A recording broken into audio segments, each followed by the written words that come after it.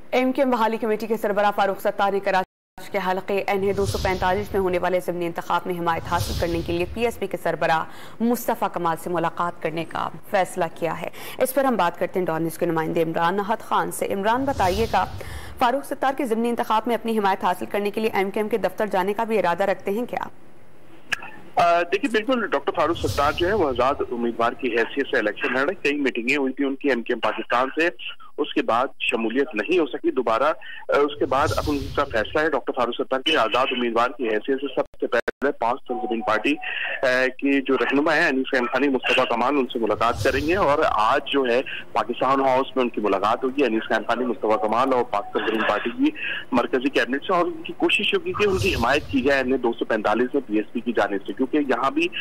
NA 245 में पाक तंजीम party के जो उम्मीदवार मौजूद हैं, हफीज एडवोकेट हैं, उनका ये कहना है कि डॉक्टर फारूक सत्तार का कि मेरी कोशिश है